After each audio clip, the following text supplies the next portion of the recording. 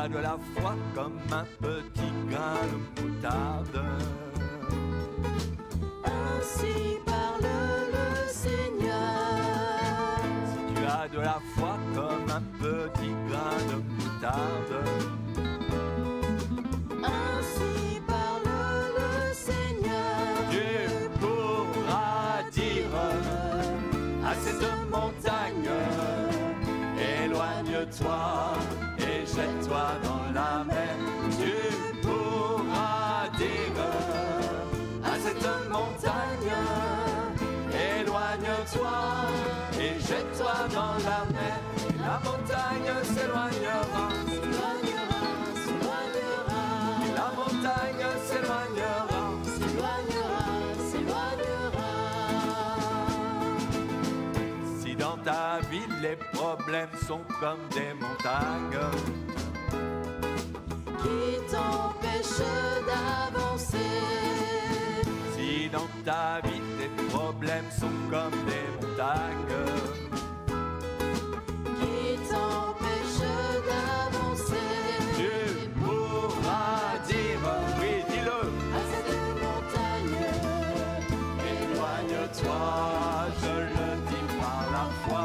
Tu pourras dire, oui dis-le, à cette montagne, éloigne-toi, je le dis par la foi.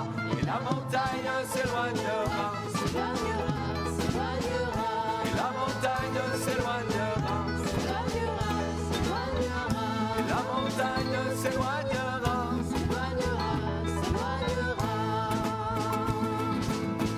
Si tu as de la foi comme un petit grain de moutarde, Ainsi parle le Seigneur. si tu as de la foi comme un petit grain de moutarde, Ainsi parle le Seigneur. tu pourras dire à cette montagne, éloigne-toi et jette-toi dans la mer. Tu pourras dire à cette montagne, éloigne-toi et jette-toi dans la mer. Et la montagne s'éloignera, S'éloignera, s'éloignera, et la montagne s'éloignera, s'éloignera, s'éloignera, et la montagne s'éloignera, s'éloignera, s'éloignera, et la montagne s'éloignera. s'éloignera, s'éloignera. Voilà, gloire au Seigneur. On est à nouveau heureux de pouvoir se retrouver ensemble autour de la parole de Dieu, cette parole qui est vivante et qui, à son écoute, nous fortifie dans la foi. Et c'est le but encore en ces instants. Et je vais vous inviter à suivre une lecture dans l'épître de Paul aux Éphésiens, au chapitre 4 et au verset 4. C'est l'apôtre Paul qui écrit, inspiré par le Saint-Esprit, « Il y a un seul corps, et on pourrait dire aussi il y a une seule Église, et un seul esprit, comme aussi vous avez été appelés à une seule espérance par votre vocation. Il y a un seul Seigneur, une seule foi, un seul baptême, un seul Dieu et Père de tous, qui est au-dessus de tous et parmi tous et en tous. Amen. » Voilà 2 versets, mais il y a un mot que l'on retrouve à 7 reprises dans cette lecture. Il s'agit de cette expression « un seul » ou « une seule ». Et vous savez que le chiffre 7, c'est celui de la perfection de Dieu. Nous avons donc ici 7 vérités qui constituent la base du message de l'Évangile et sur lesquelles j'aimerais m'arrêter. Vous savez, ce qui est important en matière de foi, ce n'est pas de nous baser sur des traditions religieuses, sur ce que les hommes peuvent penser et dire, mais pour être sûr de ne pas être trompés, il nous faut nous référer uniquement à la Bible, qui est la parole de Dieu. Pas une simple parole, mais la parole de Dieu. Et c'est en étant en contact avec cette parole que nous pouvons forger des convictions fortes dans notre cœur, hein, comme l'apôtre Paul qui pouvait dire Je sais en qui j'ai cru. Eh bien, qu'il en soit de même pour vous qui nous écoutez, que vous puissiez dire Je sais en qui j'ai cru. Il y a donc dans ce passage 7 vérités qui peuvent nous permettre de savoir la base de l'Évangile. Et pour aller au plus simple, on va prendre ces vérités dans l'ordre qu'elles sont citées ici. Et tout d'abord, il est dit qu'il y a un seul corps. Et souvent, dans la Bible, l'Église est comparée à un corps d'une manière spirituelle, celui de Christ. L'Église, on le dit souvent, ce n'est pas le bâtiment en lui-même, mais ce sont ceux et celles qui croient en Jésus, qui l'ont accepté comme sauveur, qui deviennent membres de ce corps qu'est l'Église. Et c'est lorsque les croyants sont réunis ensemble dans le nom de Jésus, eh bien qu'ils forment l'Église. Et la Bible nous affirme ici qu'il n'y a qu'une seule Église. Ça paraît au premier abord évident, mais quand on regarde dans le monde tous ceux qui se disent chrétiens, avec toutes ces dénominations, que ce soit catholiques, protestants, évangéliques, anglicans, orthodoxes, on a plutôt l'impression qu'il y a plusieurs églises avec un amalgame de doctrines, de dogmes, mais Jésus n'a pas dit « je bâtirai des églises », mais il dit bien « je bâtirai mon église ». Il n'y a donc qu'une seule église, et la question qu'il nous faut nous poser à chacun, en faisons-nous partie ? Parce qu'il n'y a qu'à cette condition que nous pouvons être unis réellement. D'après un sondage, il y aurait dans le monde, on estime à plus de 2 milliards de chrétiens de toutes dénominations confondues. Alors ça peut paraître un nombre considérable, seulement dans ces 2 milliards d'êtres humains qui se réclament du Christ, combien ont réellement fait une expérience de conversion, une rencontre personnelle, authentique, avec le Christ crucifié et ressuscité.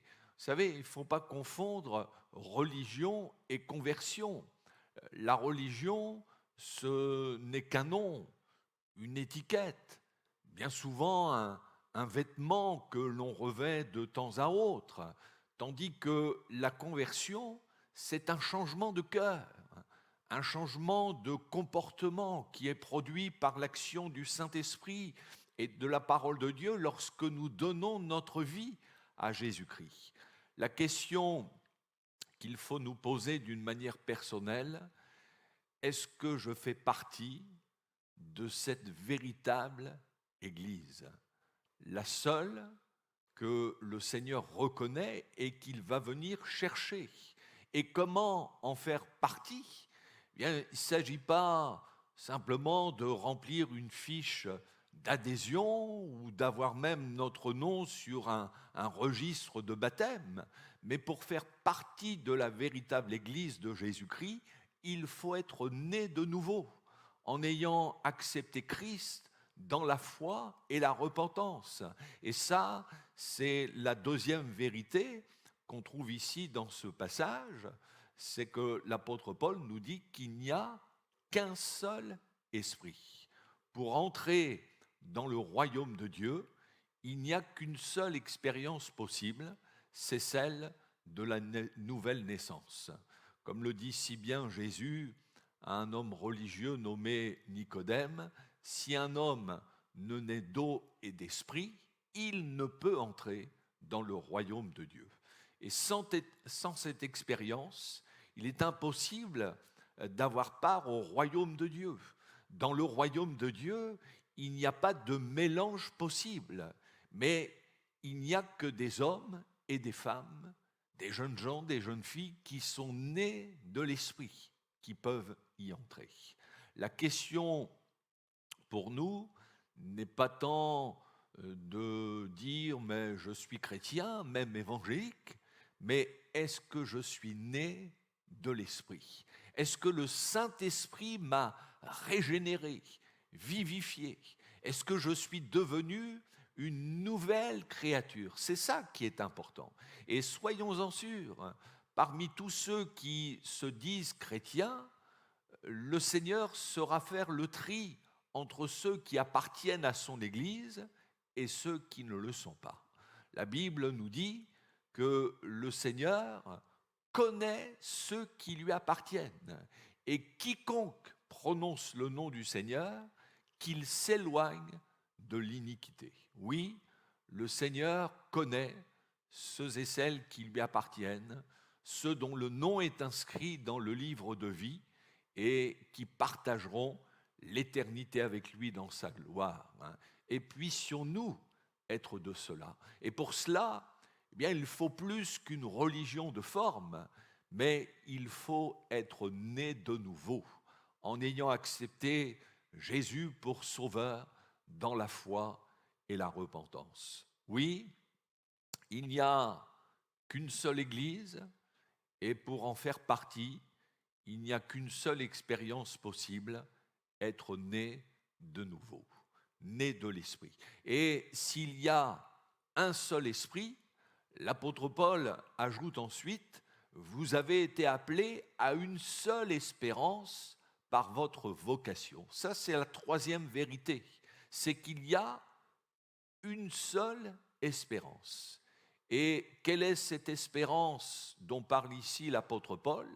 C'est sans aucun doute l'attente du retour glorieux de notre Seigneur Jésus et du même coup la perspective de la gloire céleste. Jésus qui vient chercher sa véritable Église. Et comme le dit la Bible, Christ en nous, c'est l'espérance de la gloire. L'espérance qui est en Christ ne se limite pas qu'à notre vie ici-bas.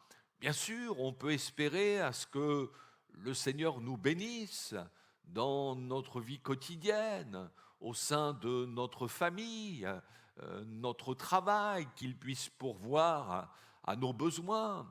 Mais, comme le dit l'apôtre Paul dans sa première épître aux Corinthiens, au chapitre 15, si c'est dans cette vie seulement que nous espérons en Christ, nous sommes les plus malheureux de tous les hommes. Ce que nous avons ici-bas, nous pouvons le perdre. Et on ne peut pas ignorer qu'il y a des chrétiens qui, au cours des siècles, ont été durement éprouvés. Et encore aujourd'hui, dans bien des pays, il y a des chrétiens qui sont persécutés à cause de leur foi, qui même pour certains ont tout perdu à cause de ce qu'ils ont confessé le nom de Jésus. Et si l'espérance du chrétien ne se limitait qu'à cette vie ici-bas, mais pourrait vite sombrer dans le désespoir. C'est pourquoi la seule et véritable espérance, c'est de partager l'éternité avec Jésus dans sa gloire. Dans sa première épître, Pierre nous dit que Dieu nous a régénérés pour une espérance vivante. Au jour où l'on se convertit, le Saint-Esprit non seulement nous régénère, mais il dépose dans notre cœur une espérance vivante, celle de voir un jour face à face, de le connaître comme lui nous connaît. Oui, il y a, comme le dit Paul, une seule espérance. C'est celle qui peut demeurer au milieu des vents contraires, qui est là, au fond du cœur du croyant et qui est une force permettant de tenir bon devant les difficultés. Dans l'Épître aux Romains, au chapitre 15, verset 13, trouvons cette merveilleuse parole, que le Dieu de l'espérance vous remplisse de toute joie et de toute paix dans la foi, pour que vous abondiez en espérance par la puissance du Saint-Esprit. Dans les moments où nous sommes tentés de baisser les bras, eh bien justement, adressons-nous au Dieu de l'espérance, qui peut nous remplir de toute joie et de toute paix, et qui, par la puissance du Saint-Esprit, peut nous permettre d'abonder en espérance. Oui, il y a une seule espérance, et puis Paul nous dit ensuite qu'il y a un seul Seigneur. Autrement dit, un seul Jésus. Ça, c'est une vérité fondamentale de l'Évangile. Et c'est la suite logique. S'il y a un seul corps qui est l'Église, il y a également qu'un seul Seigneur qui en est la tête, le chef suprême. L'Église n'appartient pas à des hommes, elle n'appartient pas à des responsables religieux, que ce soit au pasteur ni au pape, mais l'Église, elle n'appartient qu'à Jésus seul. C'est lui qui se l'est acquise, au prix de son sang précieux qui a coulé pour nous à la croix du Calvaire. Alors ça peut sembler évident de dire qu'il y a un seul Seigneur, mais quand on regarde bien dans notre monde, on s'aperçoit que Jésus n'est pas le même pour tous. Pour certains, c'est un Jésus historique, un fondateur d'une religion parmi tant d'autres, qui certes a marqué son époque, mais qui est mort depuis plus de 20 siècles. C'est un Jésus du passé, qui n'est ressuscité que dans l'imagination de ses disciples. Pour d'autres, c'est un Jésus moraliste, qui certes a dit de bonnes choses, un Jésus humaniste qui a fait du bien autour de lui, qui s'est intéressé aux pauvres, mais qui n'en reste pas moins un homme parmi tant d'autres. Pour d'autres, Jésus est à la rigueur un prophète qui parle de la part de Dieu, un faiseur de miracles, mais qui n'est pas pour autant le Fils de Dieu, comme la Bible l'affirme. Et puis, il y a le Jésus de la religion, qu'on représente sous la forme d'un bébé dans les bras de Marie, ou comme étant à jamais figé sur la croix, comme si Jésus était toujours sur cette croix et qu'il n'est pas ressuscité. Et voyez-vous, tous ces Jésus-là sont le fruit de l'imagination, des conceptions humaines et même d'inspirations ténébreuses et qui ne peuvent sauver personne. Le seul Jésus qu'il nous faut connaître, c'est celui que la Bible nous révèle, et particulièrement les évangiles. Ce Jésus qui a accepté de quitter son ciel de gloire pour venir sur cette terre. Lui, le Fils unique de Dieu, il s'est fait homme, il s'est rendu semblable à nous, tout en étant pleinement Dieu. La Bible nous dit qu'il a paru comme un simple homme, ce Jésus qui a vécu dans une parfaite obéissance à la volonté de son Père, dans une sainteté absolue, ce Jésus qui allait de lieu en lieu faisant du bien et qui a guéri tant de malades, délivré tant de captifs, consolé tant de cœurs brisés, ce Jésus qui, par amour pour nous, est allé jusqu'à la croix, subissant notre châtiment. Il a connu des souffrances intenses pour expier mon péché, vos péchés, et nous sauver de l'enfer.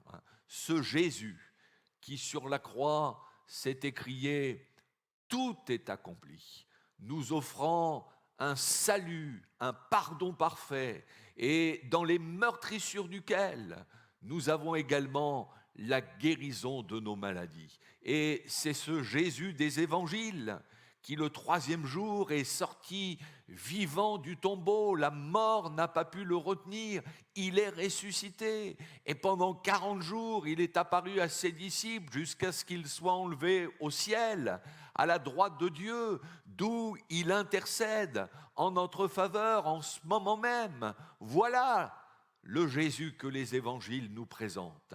Un sauveur tout-puissant, couronné de gloire et d'honneur, et qui encore en ces instants est là, présent par son esprit, prêt à se révéler à ceux et celles qui lui ouvrent leur cœur, qui sont prêts à lui faire confiance. C'est ce Jésus-là révélé dans toute la parole de Dieu qu'il nous faut connaître, qu'il nous faut aimer de tout notre cœur, qu'il nous faut adorer, glorifier. Il n'y en a pas d'autre. Il est l'unique, le seul, le véritable. C'est l'apôtre Jean qui écrit dans sa première épître, au chapitre 5, verset 20, « Nous sommes dans le véritable en son Fils Jésus-Christ. » C'est lui qui est le Dieu véritable et la vie éternelle. Oui, il y a un seul Seigneur, un seul Jésus, et c'est à lui seul qu'il nous faut venir. Et puis, Paul nous dit également qu'il n'y a qu'une seule foi. Alors, quand on parle de foi, il faut savoir ce que les gens mettent derrière, parce que nombreux sont ceux qui se disent croyants, voire très croyants, mais qui malheureusement croient à tout et à n'importe quoi. C'est l'apôtre Paul qui, s'adressant aux chrétiens de Rome, au chapitre 1er, verset 12, leur parle de la foi qui nous est commune à vous et à moi, leur dit-il. Il y a une foi qui est commune aux chrétiens nés de nouveau, c'est celle qui est établie sur la parole de Dieu, qui croit à toutes ses promesses, qui a pour source la personne de Jésus. C'est lui, nous dit la Bible, qui suscite la foi et l'amène à la perfection. Il ne s'agit pas de voir la foi en n'importe quoi, mais c'est la foi en Jésus qui sauve, qui pardonne, qui libère, qui guérit. Et la seule foi dont la Bible nous parle, c'est aussi celle qui obéit. Dans son épître aux Romains, l'apôtre Paul nous parle de l'obéissance de la foi. La foi véritable amène forcément celui qui croit à l'obéissance de la parole de Dieu. Sinon, ce n'est qu'une foi intellectuelle qui demeure stérile. Paul écrivait aux chrétiens de Corinthe, « Examinez-vous pour savoir si vous êtes dans la foi. » Et je crois qu'il serait bon aussi de nous examiner et nous demander si nous sommes animés de cette authentique foi dont il est question dans la parole de Dieu. Il n'y a pas 36 façons de croire, mais il n'y a qu'une seule foi, celle qui repose sur toute la parole de Dieu, sur la personne de Jésus. À la fin d'une parabole, Jésus a posé cette question en parlant de lui-même, « Quand le Fils de l'homme viendra, trouvera-t-il la foi sur la terre ?» Jésus ne s'est pas préoccupé de savoir si au moment de son retour, les gens auront de belles maisons, de belles voitures, une bonne situation professionnelle. Il s'est surtout préoccupé de savoir si au moment de son retour, il va trouver au sein de son Église, dans notre cœur, une foi authentique. Une foi qui se démontre par une obéissance à la parole de Dieu.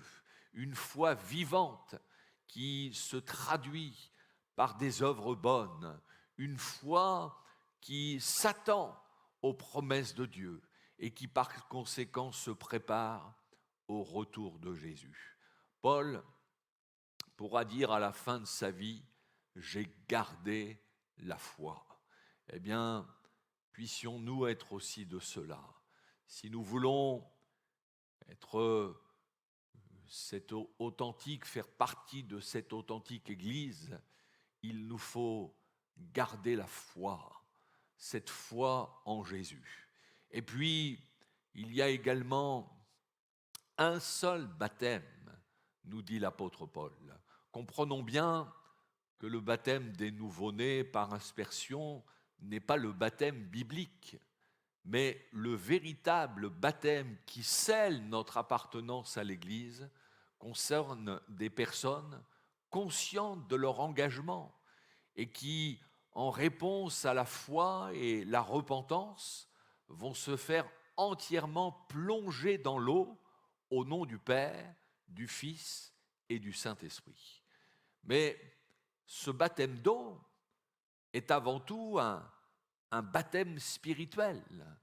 L'apôtre Paul écrit dans son épître aux Romains au chapitre 6, verset 4, « Nous avons donc été ensevelis avec lui par le baptême en sa mort, afin que comme Christ est ressuscité des morts par la gloire du Père, de même, nous aussi nous marchions en nouveauté de vie. » Le baptême, c'est une identification avec Jésus dans sa mort et dans sa résurrection. On dit souvent que nos services de baptême sont symboliquement, ça peut surprendre, mais des services d'inhumation. Parce que au moment où nous sommes plongés dans l'eau, c'est comme si nous étions morts avec Jésus, morts à notre vie passée. Nous laissons nos péchés d'une certaine manière au fond de l'eau. Et au moment où nous ressortons de l'eau, c'est comme si nous ressuscitions avec Jésus pour une vie nouvelle. Alors bien sûr, c'est symbolique parce que avant tout, la conversion, elle a lieu avant, quand on donne son cœur à Jésus dans la foi et la repentance. Mais le seul baptême, le véritable baptême, consiste vraiment à une identification avec Christ dans sa mort et dans sa résurrection. On ne se fait pas baptiser simplement parce que on a été guéri, béni par le Seigneur, ou pour suivre la religion de ses parents. Mais on s'engage avec le Seigneur dans les eaux du baptême par immersion, parce que c'est ça, le baptême véritable biblique, parce qu'un jour, justement, on a compris que le Christ a donné sa vie sur la croix pour nous, pour mettre fin à nos péchés, à la domination des ténèbres et faire de nous de nouvelles créatures. On n'entre pas dans l'Église, en fin de compte, de Jésus-Christ par une émotion, mais on y entre en étant plongé dans le Christ Jésus, dans une mort à nous-mêmes, pour vivre en nouveauté de vie. Il y a un seul baptême. Et si je veux faire partie de l'Église de Jésus-Christ, eh bien, il faut non seulement que j'ai été baptisé d'eau par immersion, mais plus encore, que je sois baptisé, plongé dans le Christ Jésus, mourant à moi-même, mourant au péché et ressuscitant avec lui. Et puis la septième vérité, c'est qu'il n'y a qu'un seul Dieu et Père de tous. C'est vrai, il n'y a qu'un seul Dieu et Père de tous. Il n'est pas pour autant le Dieu de toutes les religions, se révélant d'une multitude de façons. Mais ce Dieu véritable, il ne se révèle que par son Fils Jésus-Christ. Jésus qui a dit « Je suis le chemin, la vérité et la vie. Nul ne vient au Père que par moi. » Oui, il n'y a qu'un seul Dieu, mais le Dieu véritable, c'est au travers de Jésus que nous pouvons le connaître. Alors, voilà cette vérité qui constitue le message de l'Évangile. Il n'y a qu'une seule Église dont Christ s'est acquis en donnant sa vie sur la croix. Il y a un seul esprit, la nécessité de naître de nouveau. Il y a une seule espérance, l'espérance de la gloire. Il n'y a qu'un seul Jésus, celui que nous décrit les évangiles. Une seule foi, la foi qui prend sa source dans la parole de Dieu. Un seul baptême, celui d'une immersion avec Jésus dans sa mort et sa résurrection, et un seul Dieu et Père de tous. Voilà cette vérité qu'il faut vraiment serrer au fond de notre cœur et qui constitue la base de l'Évangile et qui est source de salut. Que Dieu vous bénisse. On va prier le Seigneur. Oh, merci Seigneur, parce que c'est vrai, au travers de ta parole, tu nous révèles les bases. Seigneur, il y a tant de choses que nous pouvons entendre dans ce monde qui peuvent nous distraire, nous dissiper, qui peuvent nous induire en erreur. Ah Seigneur, mais ta parole, elle ne nous trompe pas, elle est la vérité. Et je te prie pour que tous ceux qui ont entendu ce message puissent s'appliquer à serrer ta parole dans leur cœur. Cette parole qui est vraiment la vérité, qui est source de salut. Merci vraiment de te révéler. Oui, Seigneur, tu es le Dieu véritable. Il n'y en a pas d'autre. Mais tu te révèles au travers de ton Fils Jésus. À toi la louange et la gloire dans le nom de Jésus. Amen. Jésus, espoir des nations. Jésus, soutien de ceux qui pleurent.